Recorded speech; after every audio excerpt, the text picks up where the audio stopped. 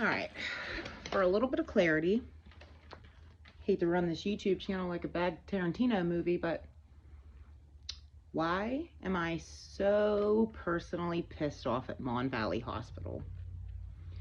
Well, it's because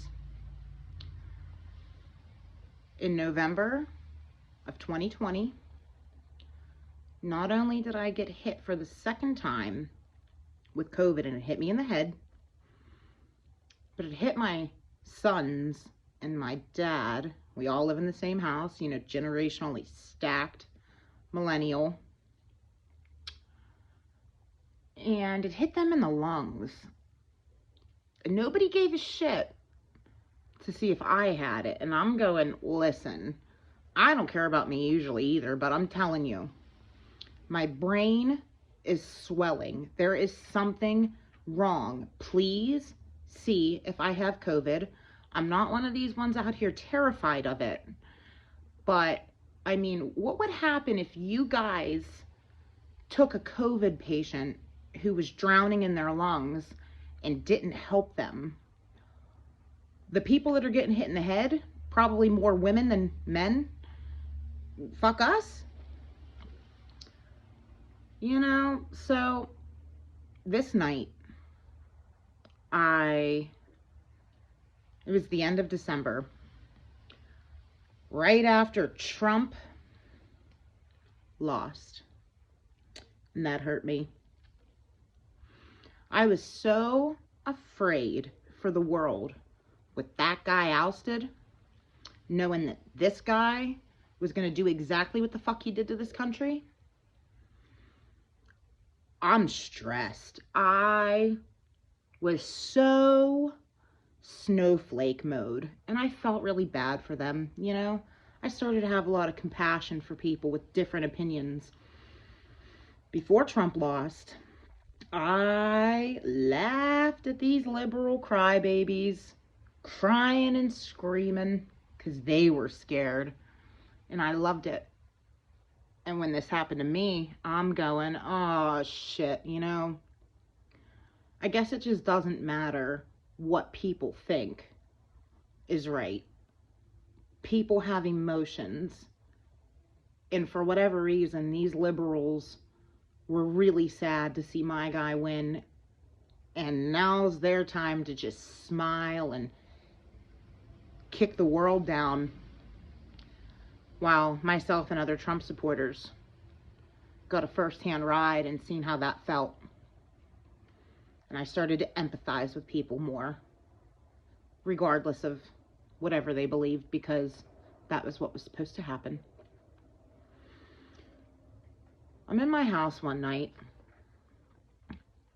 and my brain was just fucked. I'm stressed. My kids are running around, tearing each other apart every single day that they shut these schools down and sent our kids home with computers so that we could not teach them this stupid Common Core, and we could fight and just be stressed, but have Netflix and Hulu and Amazon Prime to keep us entertained while we ignore what's going on in the world, like our kids and ourselves weren't in fucking danger. And literally, it felt like I got hit by lightning on the right-hand side of my brain. If I could draw a cross section, I could pinpoint exactly where this shit, it went. It was straight through my head here and straight through my temple here. Somewhere directly back here, about this deep. It felt like I got hit by lightning. And I saw this crack from the right-hand side of my view to the left-hand side. I guess it looked like ivy. I guess it looked like this bright white or bluish, you can say ivy. Or maybe what happens when lightning hits sand, that crazy weird formation that it could create. I see this crack across my vision when my eyes are closed, and I tried to stand up, and I laid down, because I could not stand up. And my ex-boyfriend at the time was literally there watching in horror as I laid down and the left-hand side of my face slumped and started turning blue. And I laid there. I'm literally laying there going, God, please don't take me. I don't want to die. I don't want to die. And I've had a couple of out-of-body near-death experiences in my day, too. But this was not that. I laid down in literally the darkest dark. I fell. I was literally falling into the darkest dark that anybody could imagine. And I just knew that I was probably going to die. And my kids were probably going to have to come in there and see their mother dead. And right before I smacked whatever bottom, it was like the brightest, like if you can imagine being out in the solar system, out where it's real dark, and then light starts coming, you know, from the sun, it just starts brightly casting away the dark. I saw this punch of the brightest white light, literally, and it shocked me up. I'm going, oh my God, I gotta go to the hospital. Like, I feel like I died. I feel like I just fucking died. And I couldn't help but to think of Emilia Clarke from Game of Thrones on that talk show, talking about her multiple brain aneurysms, and people going, how'd you know you had a brain aneurysm? And she's going, there's just something that happens when you experience something like that, and your brain tells you what the fuck just happened. I can't imagine if that woman wouldn't have been taken seriously. I go straight to Mon Valley, and I'm like, listen, I either had a stroke or a brain aneurysm. I'm really afraid that I just died. Can you please give me an MRI? And they're like, yeah, we'll give you a CAT scan, and we'll just see. I'm like, it's not a CAT scan. I don't need a CAT scan. I need an MRI. Just like this Mr. Ballin episode where this woman went to the doctor because voices clicked on in her head and was like, hey, we know this is weird, but you got to go get your brainstem checked. You have a cancer, you have a tumor, and we're trying to help you. That's how the real world works. And not only did they ignore me, but they put me, I was so dehydrated, they put me in this room, and I'm in there with the lights off. They gave me a migraine cocktail. It didn't fucking do anything. My brain was in a vice grip. It was so swollen. And all of a sudden, this mental patient from the second floor escaped. And he ran downstairs, and they had him cornered. And this guy is cornered, screaming, get the fuck back. You tricked me. I shouldn't be up there. This guy's freaking out. There's police, there's doctors. They're all trying to calm him down. And my thing is I was in the corner room with the door open, stuck to a bed, while this guy was right outside my door, flipping out. And I'm terrified. I'm going, what the fuck is going on? Is this guy going to come in here and freak the fuck out? I was so scared. I'm going to go pull the receipt. You know, I'm definitely going to just go grab that one real fast because I made a video. I was so afraid of everything that was going on with me at this time. And then that shit happened. And I'm going, well, obviously this is for a reason.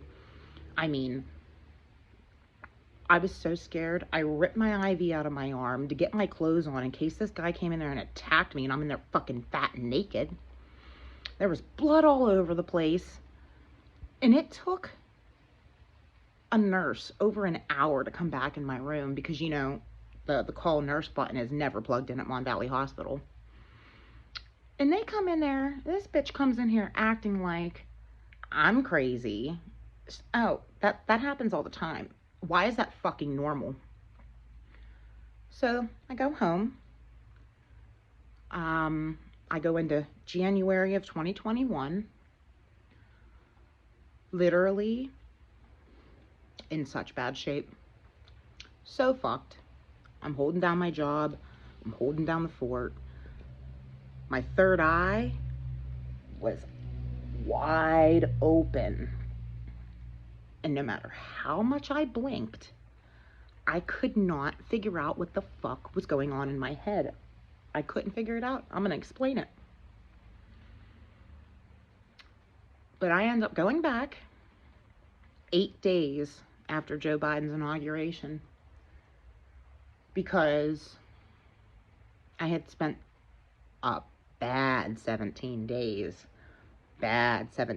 toward the end of it there, trying to live my life and figure out what was going on with me. You know, I never had anything wrong with me but anxiety and depression my whole life. Well, yeah, that's OCD. It's not bipolar. It's not manic. You panicked. I didn't panic that bad either for what I went through. And for 7 days after Biden got in office, I hid right here in this chair in my garage. I'm looking around going, you know, there's angels everywhere crying.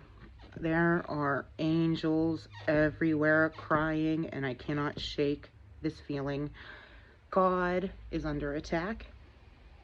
These Satanists are ripping down crosses, and they're building Satanist camps and these hateful, foreign, war factories on U.S. soil.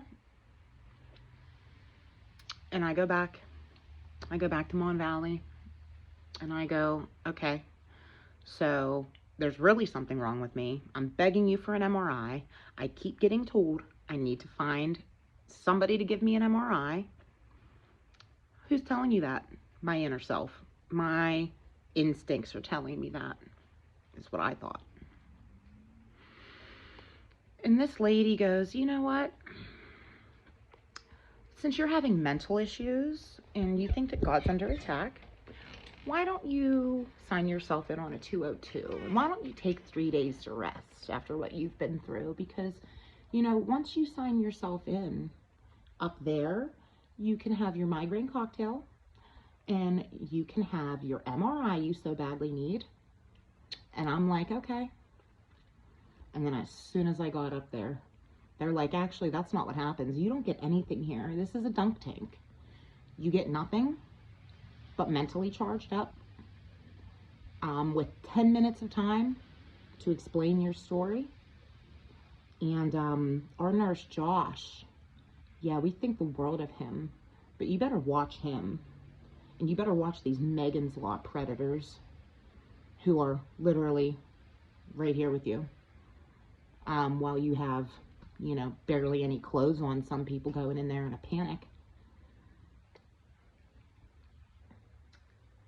So it took them over a day to get me in front of Dr. Joe Kasky. I'm pretty sure his name was. And by then I'm pissed. I'm going, last month I was here and I actually saw somebody escape this fucking hellhole and freak out that you fucking set him up and you coerced him into signing himself in, and he fucking escaped and he came right to my room and I got it on video. You literally just did the same thing to me. And this guy, when I'm done speaking at Chestnut Ridge tomorrow, maybe the following week, I'm gonna trot myself dressed right up, looking not depressed, because if you don't look like shit, they don't believe that you feel like shit. And I'm gonna go ahead and make sure I look nothing but good when I go back and I tell these motherfuckers how the rest of my life has gone since I've left that place and why I need a brand new 2-year time frame to build my case against them. What they have done is mentally charge up so many people, manic, anything, without the facts and without taking spirituality or God seriously. And they are seriously going to fucking hear about it. That is why I'm very, very pissed with Mon Valley Hospital. Everybody in the Mon Valley knows and calls it Death Valley Hospital for a reason. And these motherfuckers are going to hear about it.